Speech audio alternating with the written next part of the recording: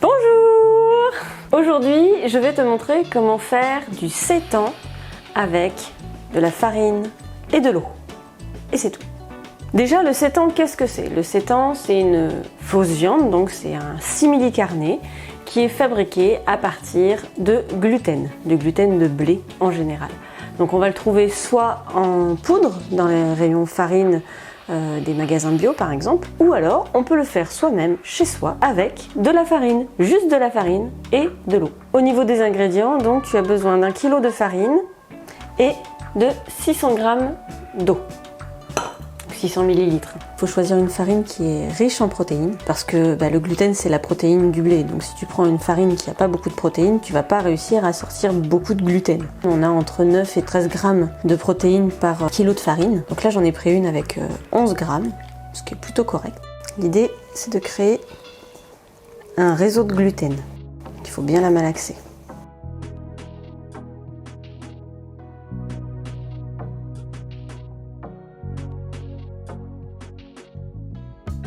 Contrairement à ce qu'on croit, ce qui colle dans la farine, c'est pas le gluten, c'est l'amidon. Parce que plus on va se séparer de l'amidon qu'il y a dans la farine, et moins ça va coller. Et donc je vais pétrir pendant 5 minutes, 5 à 10 minutes.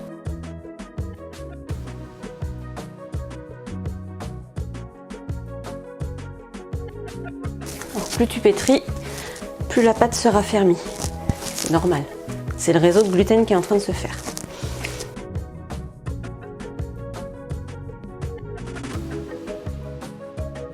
Et voilà, j'ai fini de pétrir. Ça fait un peu de sport sur les avant-bras, c'est cool. Donc maintenant je prends ma boule que j'ai pétrie amoureusement et je la mets dans le saladier et je vais couvrir d'eau pendant à peu près 2 heures. Si tu le laisses un peu moins, c'est pas très grave. Si tu le laisses un peu plus, c'est chouette. Pourquoi est-ce qu'on couvre d'eau comme ça? C'est pour réassouplir en fait la pâte. Alors ça paraît un peu bizarre comme ça, mais en fait c'est parce que l'amidon va être attiré par l'eau plus que le gluten. Et c'est comme ça qu'on va l'enlever de notre boule de pâte de farine. Donc voilà, là les 2 heures sont passées, je passe la main dessus et l'amidon se transfère dans l'eau en fait.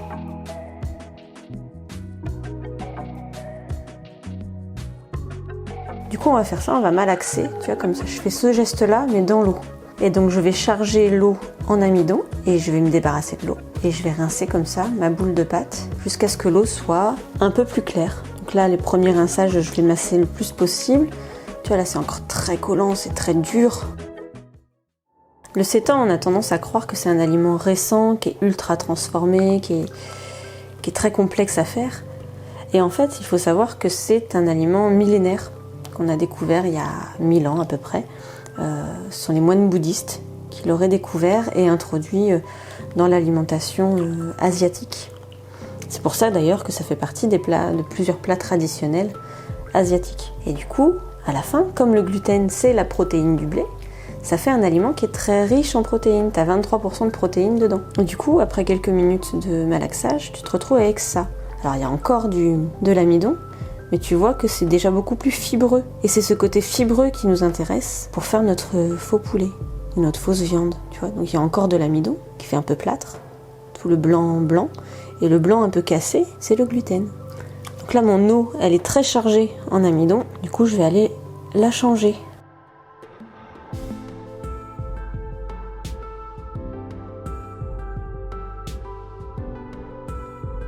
Et voilà, donc tu continues de malaxer dans ton eau claire et de rincer jusqu'à ce que ton eau soit encore un peu trouble. Tu arrives à voir un petit peu en transparence quand même. Et donc je vais y ajouter des épices parce que avec ce sétan-là, je vais faire des pilons de poulet. Et je vais y mettre l'équivalent de 3 bonnes cuillères à café.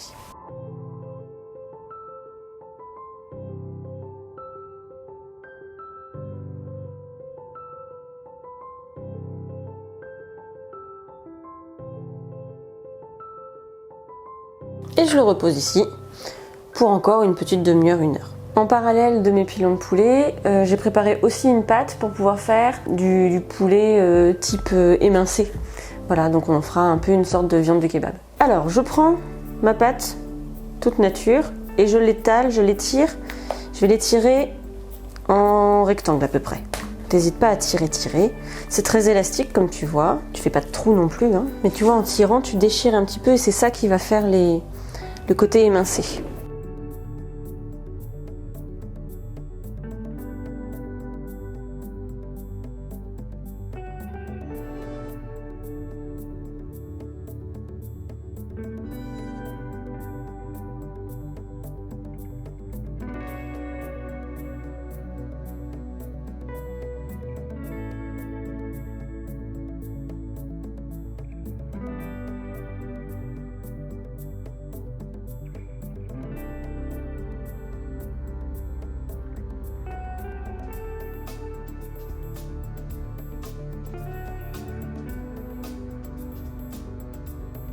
On va le laisser se reposer pour que ça se réagglomère un petit peu. Là, je mets de l'eau à chauffer et je vais mettre du bouillon dedans.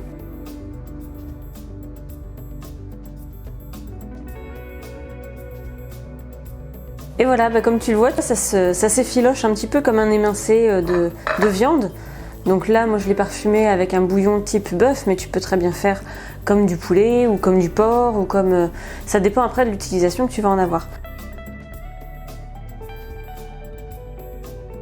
Quand on fait le sétan maison, il lui faut donc 2 cuissons. Une première cuisson à l'eau ou à la vapeur et ensuite une deuxième cuisson pour le saisir, le rôtir. Donc là, moi je vais le saisir à la poêle avec une petite sauce pour le parfumer un peu plus. Donc j'ai mélangé un peu de concentré de tomate, de la sauce soja, du tamari et de la moutarde. Et j'y ajouterai un peu du bouillon que j'ai gardé de côté.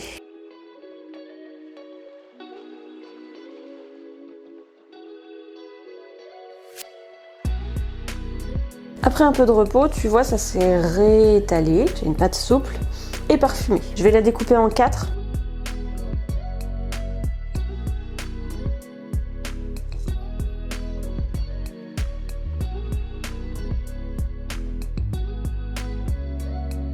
Et ensuite, je vais nouer ça autour d'un de mes petits bâtons.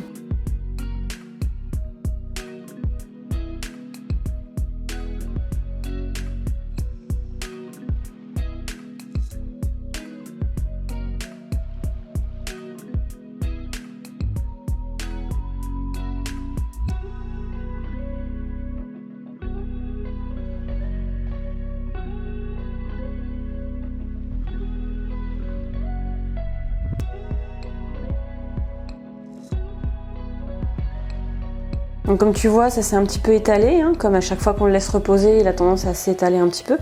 Donc pour le contraindre, je vais prendre du film alimentaire.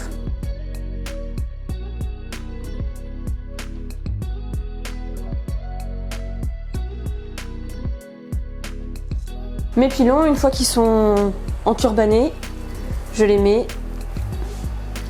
dans le cuit-vapeur et en route pour une demi-heure. Maintenant que les pilons sont cuits, je vais enlever le plastique, le cellophane que j'avais mis autour pour les contraindre. Maintenant que je les ai déshabillés de leur cellophane, je vais les rhabiller avec des feuilles de riz. C'est pour leur rajouter une peau un peu croustillante, un peu comme de la peau de poulet. Je le mouille avec de l'eau chaude.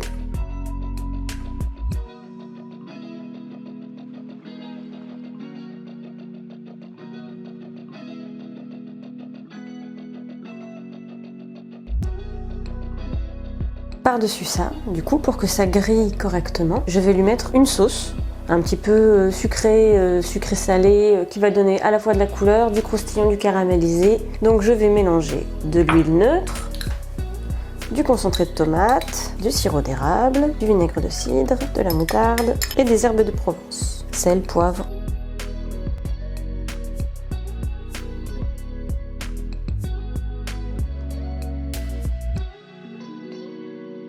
Donc je garde ma sauce là quand je vais les retourner tout à l'heure et j'enfourne ça à 160 degrés.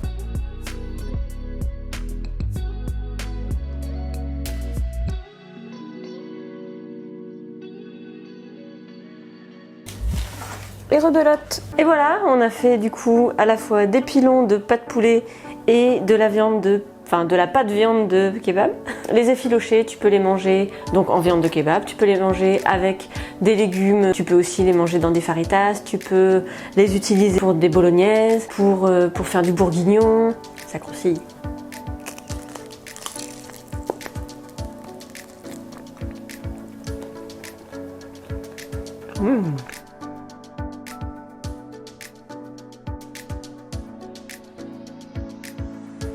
Si toi ou tes enfants avaient des allergies alimentaires qui vous empêchent de manger tout ce que vous voulez, je te propose et je t'offre un programme gratuit de 7 jours de cuisine végétale et sans allergènes majeurs qui est disponible sur mon site, sur le premier lien que tu trouveras en description, qui contient des recettes de cuisine pour 7 jours adaptables à toutes les saisons et des astuces pour pouvoir anticiper les repas sans perdre de temps et donc gagner du temps de qualité en famille. À tout de suite.